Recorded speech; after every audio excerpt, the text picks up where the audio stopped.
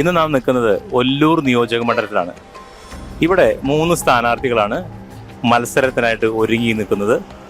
BJP NDA സ്ഥാനാർത്ഥി Bijoy Thomas, LDF സ്ഥാനാർത്ഥി K Rajan, UDF സ്ഥാനാർത്ഥി ഷാജി ജെ കോടങ്കണ്ടത്ത്. ഈ 3 സ്ഥാനാർത്ഥികളും ഒപ്പത്തിനൊപ്പം മത്സരത്തോട് ഇവിടെ നിൽക്കുമ്പോൾ നമുക്ക് ഇവിടെയുള്ള ആളുകളോട് തന്നെ ചോദിക്കാം, ഇവിടെ ആര് ജയിക്കും, ഒല്ലൂർ നിയോജക മണ്ഡലം ആരോട് കൂടെ നിൽക്കും എന്നുള്ളത് നമുക്ക് ഒരു ചെറിയൊരു അന്വേഷണം നടത്താം. ഷാജി ജെ കോടങ്കണ്ടത്ത് അയാൾ നല്ലൊരു വ്യക്തിയെന്ന് പറഞ്ഞുള്ളത്. രാജന്റെ പ്രവർത്തനം എന്നിട്ട് അടിച്ചു മാറ്റൽ, അമ്പലക്കള്ളന്മാരല്ലേ മുഴുവൻ അമ്പലം അടിച്ചു മാറ്റിയില്ലേ മൊത്തം. ഇനി അടിച്ചു മാറ്റാനുള്ള ബാക്കി വല്ലതും ഉണ്ടോന്ന് സുപ്രീം കോടതി തന്നെ ചോദിച്ചു. ഈ അടിച്ചു മാറ്റുള്ള കമ്പനിയാണ് അവര്.